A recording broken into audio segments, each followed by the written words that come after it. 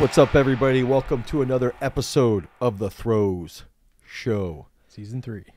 And this season is brought to you now by Peak Strength. Peak Strength is an easy access freak training mobile app available at the Google Play Store, the Apple iOS Store, where you can download Peak Strength, and it can help you with your overall strength training so that you can become a freak thrower.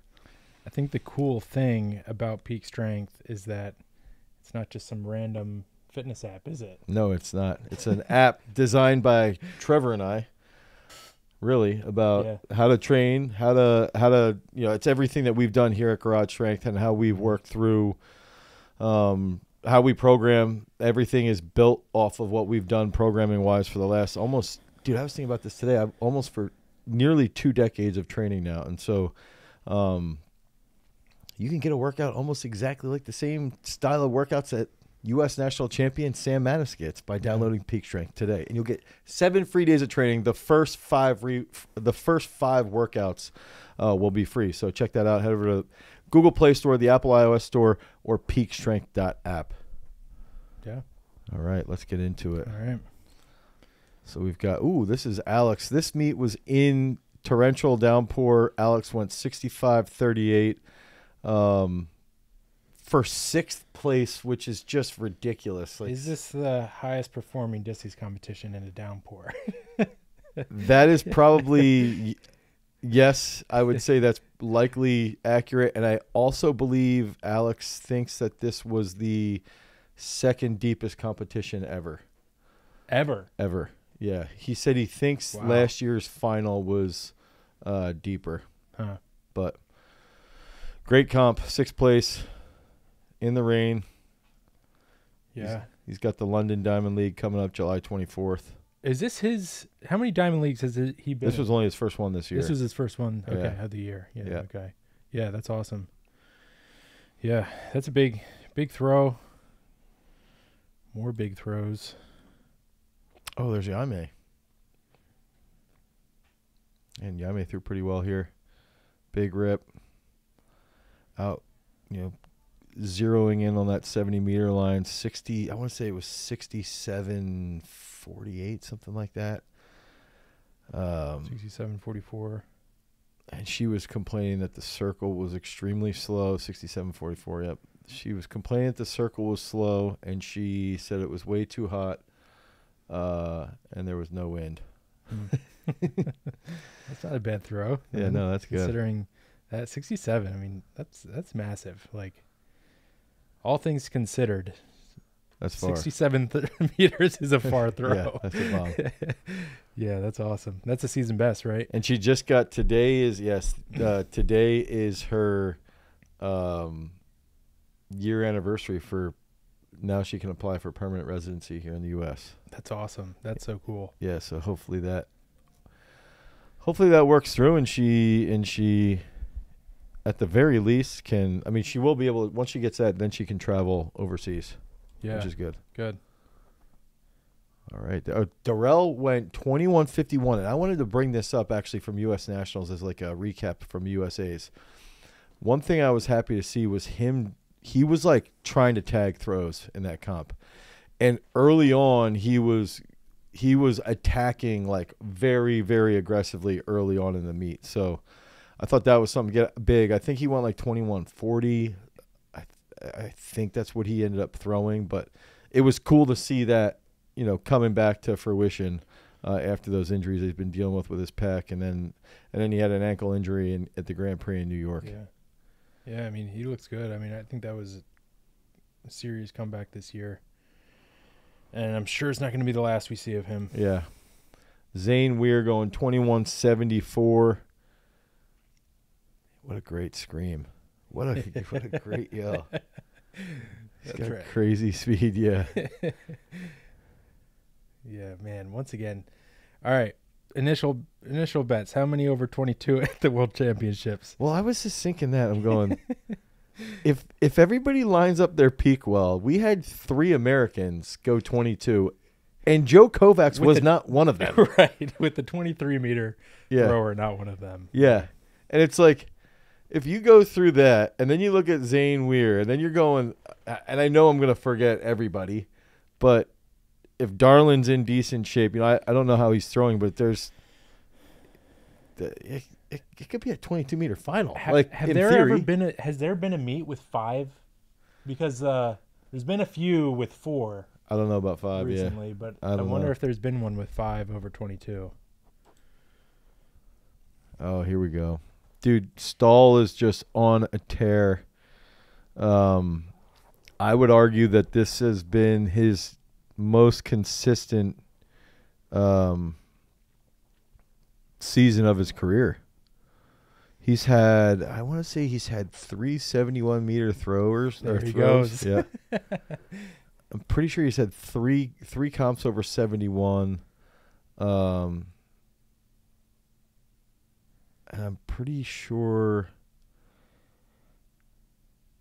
I'm also pretty sure that he's had 4 or 5 other throws throw 70. Can you slide over? I want to see. Why do people make comments like this? Is pissing me off. Like, has Dakers ever dropped the disc doing those shenanigans?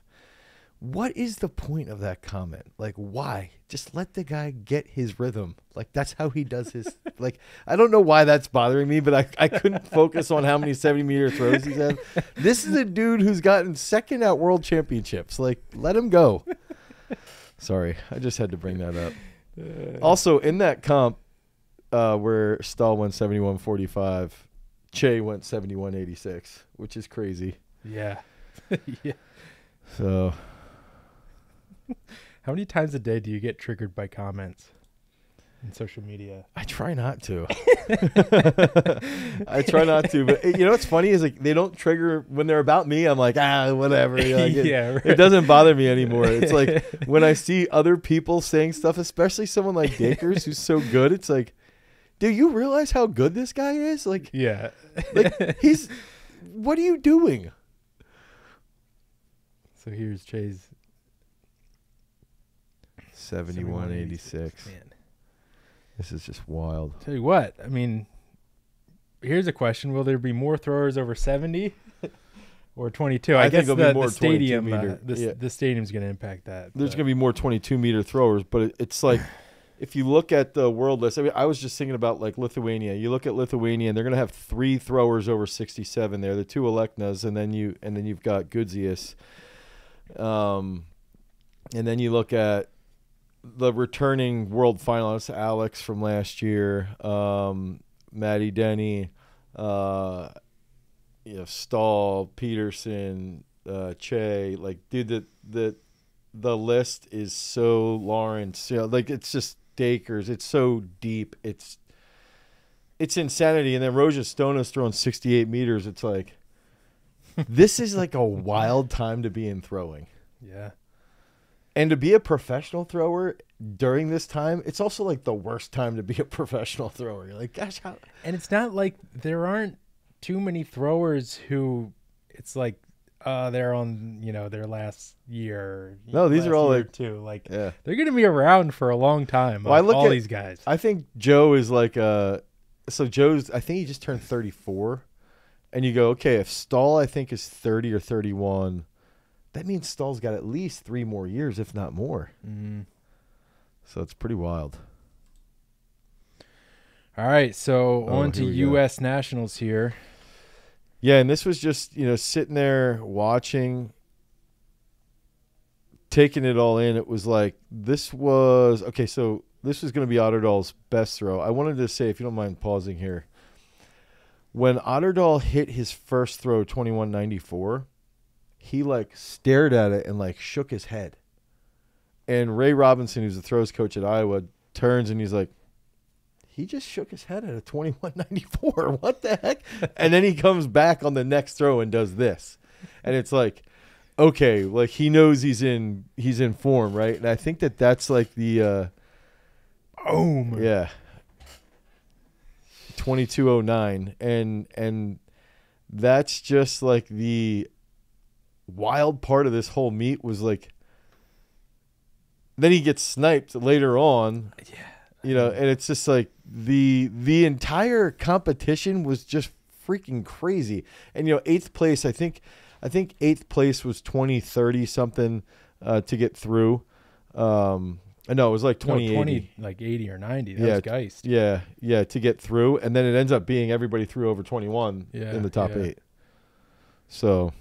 Yeah, that's massive. I mean, Otterdahl, I think with his Olympic caliber experience, I suspect that he's going to be in good shape going into World Championships. He looks healthy now. He's slinging it.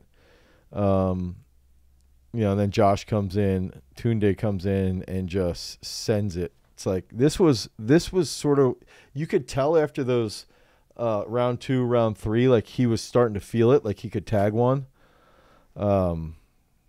And he actually came back even on round 6 after this throw.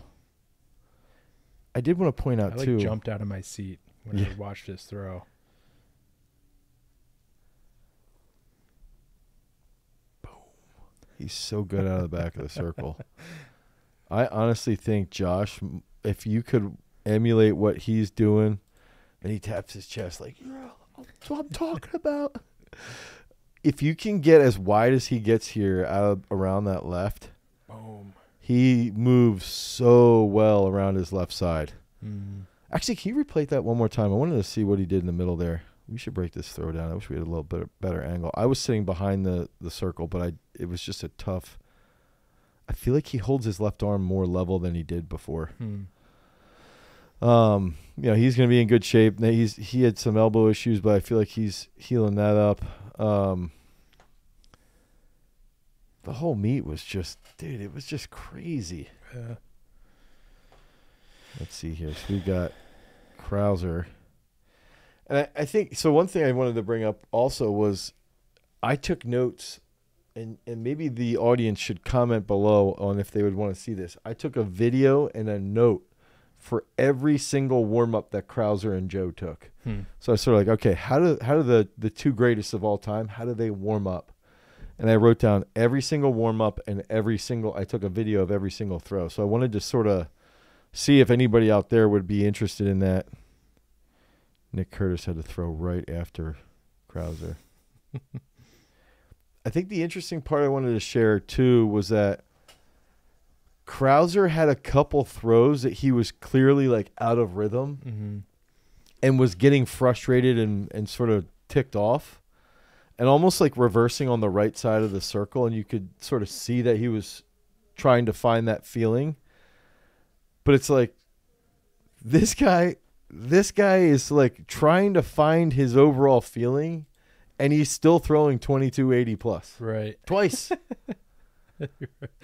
I wanted to bring up with Tunde too, is like, here's Tunde, one of the best throwers in the world, a world bronze medalist, and he still doesn't have a contract. He's not signed by Nike. So everybody out there who's if we have like entrepreneurs in the throwing world, like that's the area that I think that throwing needs to step up the most, is that if you look at other, sub sports like weightlifting or wrestling, there's a larger group of entrepreneurs that are willing to support these athletes. And that's where I think, if you own a major company or something, I think that's something that we've got to do a better job with. Yeah. I just wanted to bring that up. Yeah. Adelaide threw well, by the way. She came out and had a good toss right away. Yeah. But man, Maggie just dominating here. She dominated from, start to finish. Yeah.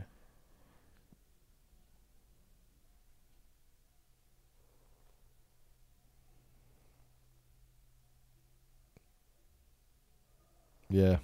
Yeah. I mean, it was just right from the. Look at that. She had one throw under 1950, and then came back on the last throw and had her best mark. All 6 of her throws above second place. So the wild part too with this was Jelani Davis needed 18 centimeters to bump Jess Woodard off of the world team. So at the going into the last throw, so Davis was in the world spot if she would hit the standard. Woodard needed to hit. Woodard has the ranking and the standard, but needed to hit something deeper to move that down. So there was, and Chase has the bye. So there was like a lot of interesting stuff on the back end. And to bring up some more complaining from my side, you've got the woman with the world lead. You've got the defending world champion. You've got the NCAA record holder. And then you have Woodard and Davis essentially scrapping for the last spot. And there was no discussion of this over the loudspeaker. There was no discussion of this from USA Track and Field. They didn't even mention that Chase is the defending world champion. They didn't even mention, like, they might have mentioned that Maggie has the world lead. Mm-hmm. But it's like, if you want to make an event, like build an event, and when they do this on the track, you got to set up what's going on. Yeah, what's the storyline? Like, yeah. And then you're in round 6, and you're going, Jelani Davis had 2 throws over 1850, and if she pops one and goes 1880, she bumps Woodard, who's also a world team member, off the team. Like, she was a world team member last year, and no one had any idea. So if you're not in the sport, you know, like, I sit there and I've got like one thing, I think it might have been Taman was like, one of my downfalls as a coach is that I'm also very interested in the sport. So I'm sitting there like laying everything out and I'm looking at the sheets like, dude, there's a lot of action that could happen here, but nobody really knew. I did want to say this quick is that one of my favorite distance runners, did I tell you this, was running the 1500 during Yared Nagus. Okay. And I was screaming every time he's running past. Every time he's running past, I was going, Goose. And they're like, you're in the middle of coaching your athletes and you're screaming for a distance runner. I just think I just like track. I don't know. I mean, it's just like, it's just bringing energy. You know, everyone's going to perform better when there's energy, you know? Yeah. How about the hammer throws I wanted to talk about? We went out to eat with Rudy, Alex Young, Tyler Williams on, I want to say it was Thursday or Friday. And Rudy's like, I'm feeling pretty good. I think I'm going to hit something. And Alex was not, you know, he's had a tough year. But these guys, like, you look at Rudy and Danny Hall and Alex, those guys are such gamers. Mm-hmm. They're such gamers.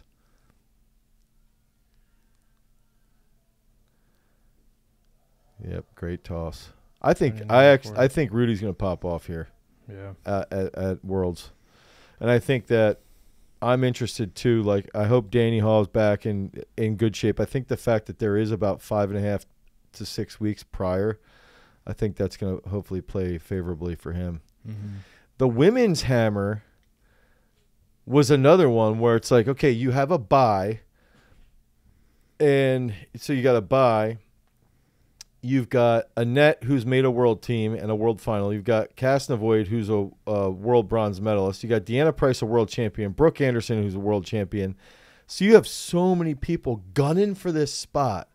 And then Jillian Shippey, who threw at UNC, is essentially Alex Young's training partner and trains with Amin Nikfar. Mm-hmm. Pops off and makes the tean. Yeah. I think some people maybe could have expected it. Into first place there. Yeah, and it's like nuts. Nobody's bringing this up. Yeah. And then nobody's talking about Amin as a hammer coach either. I'm going, dude, like, we've got to pay attention to this stuff. Yeah. It's a 2-meter PR almost. Yeah. Dude, that's just gamer. Total gamer right there. And I think I will say Throwers Universe, I think that's who it is on Instagram. They did dedicate an entire post to her, so I was happy about that. Yeah. I feel like an old person. Like, I was happy about that. There's Casnavoid coming in, 74. I forget what she ended up throwing. I also think 76, maybe. She gets third. Back on hitting the world standard at the U.S. Championships, I feel like is something that's just like everyone's shooting for that. Yeah. You know, and to do it, I feel like that goes under like appreciated. I mean, I'm sure not to her, you know, but right. Yeah. Like you did exactly what you set out to do. Yep.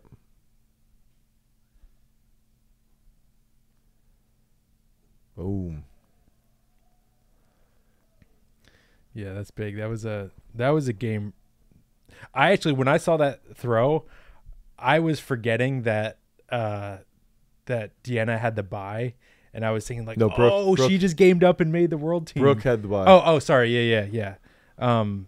But yeah, but still, that was it's hard. She still gamed up to jump a spot. So and it's hard to remember all that stuff. And then you're like Annette I want to say she got 11th or 12th last year at Worlds, and she doesn't make the team. Yeah. And Maggie has the world standard, and she ended up getting like 6th or 7th. So like the women's hammer is stacked too. Mm. I still would like to see Maggie throwing discus instead of hammer. That's like I'd love to see her. I don't know. She probably hasn't thrown a discus in 5 years. I mean, I feel like with the women's disc in the U.S. is probably one of the least, deep events. That's awesome. Yeah. She knew it was out there. I think that was 79, 78. So Brooke came back and ended up winning.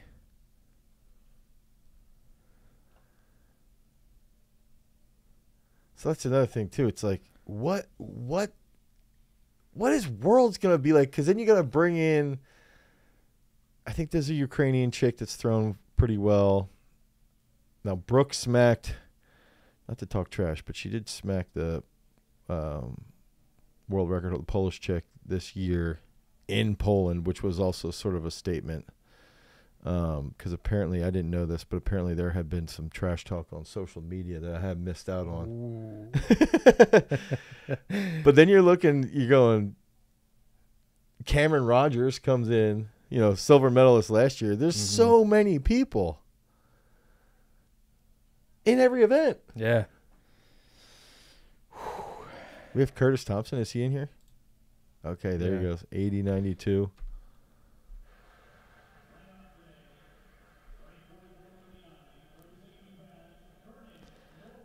I also just want to point out USATF did a very poor job of scheduling the throws. There was like 0 throws on Friday. Yeah, that was weird. Yeah. So Thompson goes up. I think that was his last throw that he hit that. And I think, he has the world rank. I don't know who all has the men's jab world rank. That's where I will admit as a fan, and Maddie Harris coming in and winning I think she had like a 2-meter PR as well.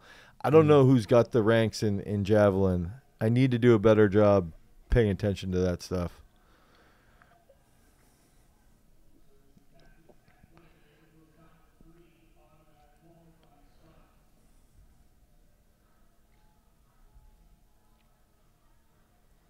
I think she hits this on her first throw too. Dang, yeah.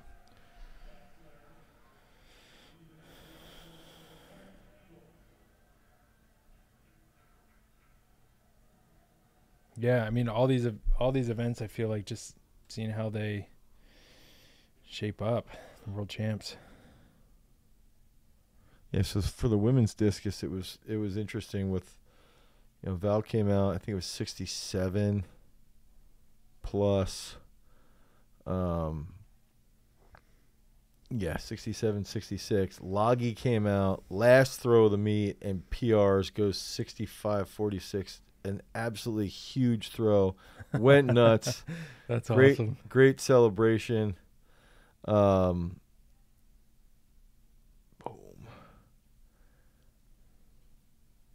Yeah, that's deep. And then Elena Bruckner has the world rank, so she can still go. She qualified. She got 3rd, so she qualified for the world team. Mm-hmm. So a lot of big, and actually, I'm pretty sure Veronica Fraley did have the world rank. I'm not positive on that, but I'm pretty sure she did. Although Val probably has. Oh, no, Val. Okay, so this was a discussion that I had. Val won the Diamond League, and I thought there was a Diamond League bye and a World Championships bye. So if Elena Bruckner gets in, it's still a max of 4. With a max of 4, but that would mean Fraley still makes the team if she's got the world rank. I wasn't clear, or anyone I was talking to about this, I was raising this discussion, but no one was really interested in trying to solve the puzzle. So if you know if Fraley makes this world team, you've got to let us know in the comment section. Yeah. There's a lot of names and a lot of throws. And that takes us to now the men's Turner. discus. Okay. So we've got Turner, Washington. Dude, Turner had some real big warm-ups, and that whole comp was just like, especially after what he did at NCAAs, the whole time I'm like, man, this dude is on. Yeah. Clearly on.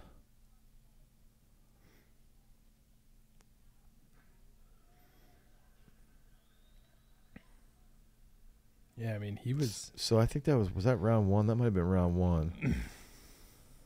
Sam has a horrific round one.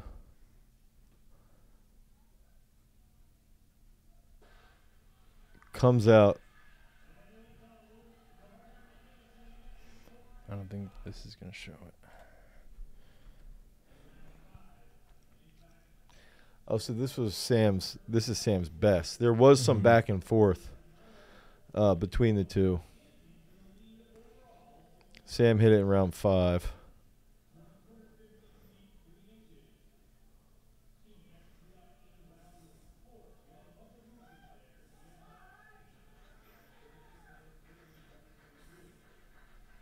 This was the one throw that I missed. I had to put Calvin to bed. When it came down, I was like, yeah.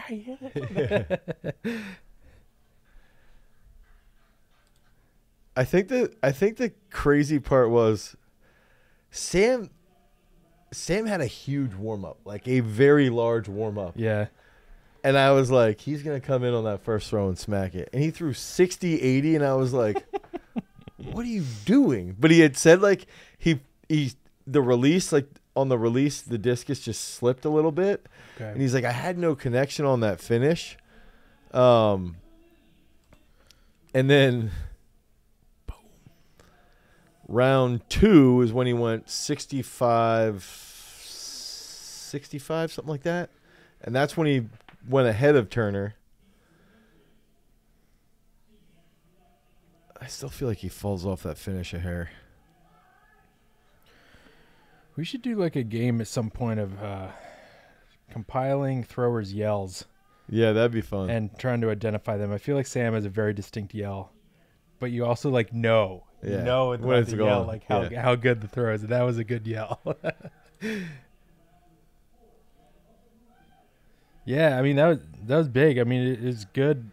I feel like there was this, a step up with like the last couple years and. Well, then Turner, the competition was there, and it was cool. It was to see deeper, Sam way deeper. Come out, Turner snipes him in round 5, by 2 centimeters. Yeah, and Sam on his next throw goes out and rips this throw 65-93 or whatever I think it is 65-93 to take that lead. Right. And even what was crazy is like the last throw, Sam sort of felt like he was moving really well, but it came out of his hand bad, and that was like 63-10 or something, and that was another one where it was like boom. I think he's ready to go deep. I think he is. I think he's going to do well at Worlds, as long as we keep it rolling. I think we have a decent idea with training leading into it. It's just it was a stressful prep, but I knew a couple days out, like we were throwing at the one local high school and he was cranking them. Yeah. Ooh. Who's this guy? Yeah. So I will be presenting at the European Discus Conference alongside of Garrett Canner. This is a stacked lineup here. Yeah. I'm pretty excited. So I believe it's Alekna's coach along with Eusis. I think it's Eusis. I think his first name is Michael. I follow him on Instagram. And then Mo Satara, who also coaches Cameron Rogers and Alekna in college. And he coaches Elena Bruckner. And then Christian Che is going to be there along with Gerd. So that'll be November 12th, I think, is the date in Estonia. So I'm pretty excited about that. Yeah, That'd be cool. Yeah. Do you know any details about it? Like whether it's going to be available online or do you have to be there? I don't know. I could ask. Dan McQuaid's helping me, and Hans Ulrich, I think is his last name. He's the one who sets it up. He had contacted me a couple months back, and I could ask them. Yeah. Yeah. But it should be cool. So if you guys watch the throw show and you want to meet up in Estonia, I think this would be a cool opportunity. Mm-hmm. All right, that's all we got. All right, so head over to peakstrength.app, the Google Play Store, the Apple iOS Store, if you want to pick up an in-your-pocket app that you can have access to really sweet training, and then you can also inform the app based off of what exercises you want to do, what equipment you have at your disposal, how many days a week that you want to train, and even that peak date. Until next time, peace.